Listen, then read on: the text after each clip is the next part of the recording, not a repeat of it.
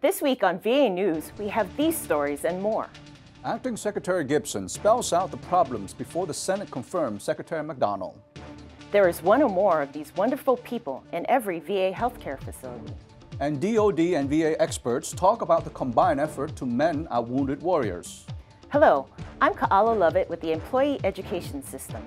And I'm Thomas Middleton with the Office of Diversity and Inclusion. This is VA News.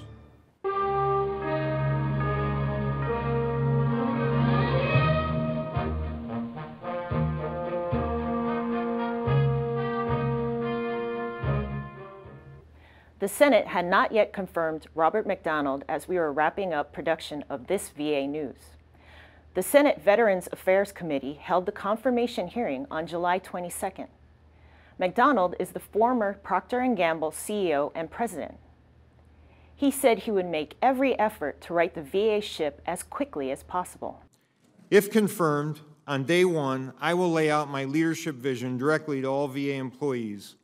My charge will be to provide veterans the care that they have earned in the most effective way possible. I will ask VA employees to join me in reconfirming our commitment to VA's mission and core values. Acting Secretary Sloan Gibson remained on the road, meeting with medical center leaders, employees, and the media, discussing changes in the works.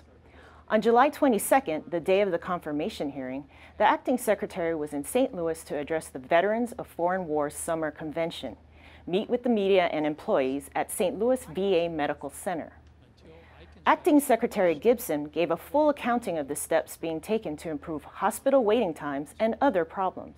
First and foremost, using available resources to get veterans off wait lists and into clinics. At the same time, we work to fix our scheduling system. Second, but simultaneously, our changes in leadership, addressing the VA's cultural issues, holding people accountable for willful misconduct or management negligence, and creating an environment of openness and transparency. And then third, the resource challenge, making the compelling case for the resources needed to consistently deliver timely, high-quality health care. Those are our priorities. Former Army Staff Sergeant Ryan Pitts was awarded the Medal of Honor by President Obama on July 21st, just 8 days past the 6th anniversary of one of the deadliest battles of war in Afghanistan. Critically wounded, the New Hampshire father of one crawled through rocket fire and held off more than 200 Taliban fighters for almost 2 hours until support arrived. Although he has been out of the Army since 2009, he continues his mission to ensure 9 fellow soldiers who died on July 13, 2009 at Observation Post Topside and Vehicle Patrol Base Khaler in Wanat, Afghanistan are the real heroes and never forgotten. He will keep the nation's highest honor in memory of his fallen friends and comrades. This medal, Ryan says, is an opportunity to tell our story. There was valor everywhere, according to Ryan. And so today we also pay tribute to all who served with such valor that day, shielding their wounded buddies with their own bodies, picking up unexploded missiles with their hands and carrying them away, running through the gunfire to reinforce that post, fighting through their injuries and never giving up. Helicopter pilots and medevac crews who came in under heavy fire. Said one soldier, "Never in my career have I seen such bravery and sacrifice." This is the story Ryan wants us to remember. Soldiers who loved each other like brothers and who fought for each other, and families who've made a sacrifice that our nation must never forget. Ryan says, "I think we owe it to them to live lives worthy of their sacrifice." And he's absolutely right. It's not bad to stand up on this one.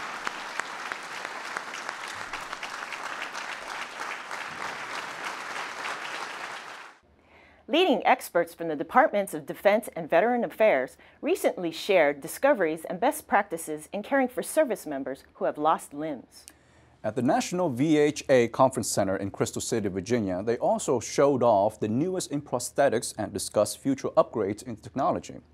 The 3-day symposium gave hundreds of warfighters with amputation, like Lieutenant Commander John Puccio, or Pooch as he likes to be called, the opportunity to talk about the progress in transplant and prosthetic technology.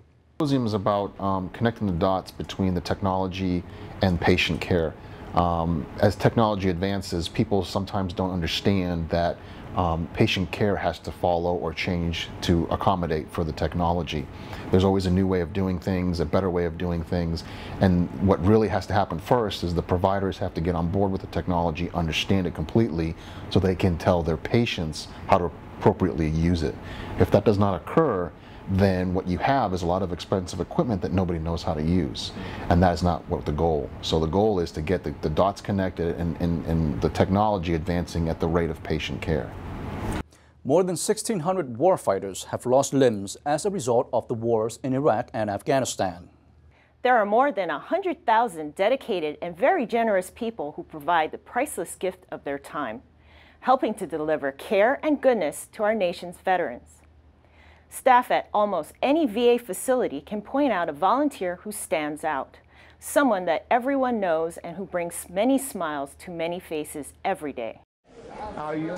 Good morning, good morning. Good morning. Speedy, speedy, speedy. Good morning. Well, when you come in the front door, you see me. And you ask me questions if you're lost. Good morning. Good morning. Good morning, good morning. Charles is the face of the Miami VA, as far as I'm sure our veterans would answer. He helps patients maneuver throughout the halls. Currently, we're having a construction improvement halls and walls project, and without Charles being in the intersections, if you will, of our facility, our patients would not be able to get to where they need to go in a timely manner. May I help you tonight? Come on, may I help you? Go clinic. Go clinic. Diabetic. All the way down to the end and make a love. I say that's the greatest thing in my life I ever did in my life was go in the military and get out alive. Because the VA really takes care of me.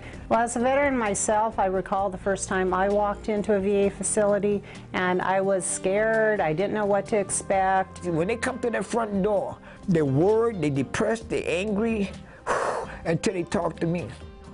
When they talk to me, they see a little purpose in life, I guess, I don't know. Well, it made me feel better and more relaxed that, yes, I could maneuver through this big facility. It's up to me. I'm a volunteer. As long as I get here and do something, that's the main thing, to do something to help the vets. And that's what I want to do, help the vets. If I had a VA voluntary service cloning machine, I would put Charles in it and just spit them out, spit them out. Former VA Prosthetics Chief Fred Downs is on the cover of the summer 2014 edition of VA Research Currents, the magazine about incredible research news being made at VA. Downs spent almost 40 years with a non-functional arm with a hook on it before technology caught up with him and the thousands of warriors who lost limbs in war. He wept with pride the first time he put on the DECA arm.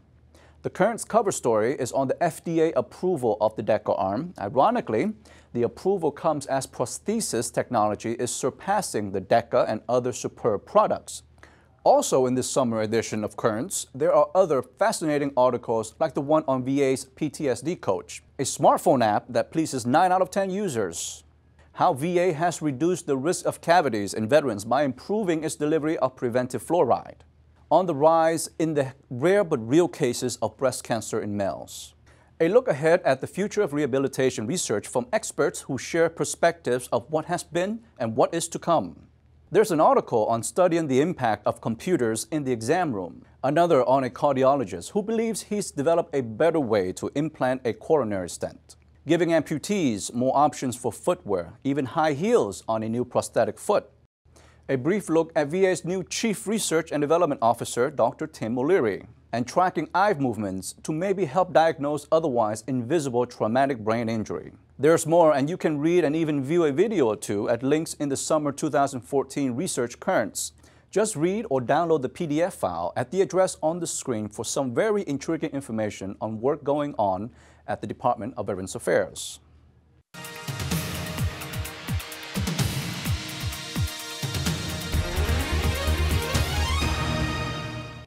Did you know? VA's 151 medical centers have been named to the 2014's Most Wired Hospitals list. The second year in a row, all have made the list. Here is VHA Assistant Deputy Undersecretary for Informatics and Analytics, Gail Graham, receiving the award.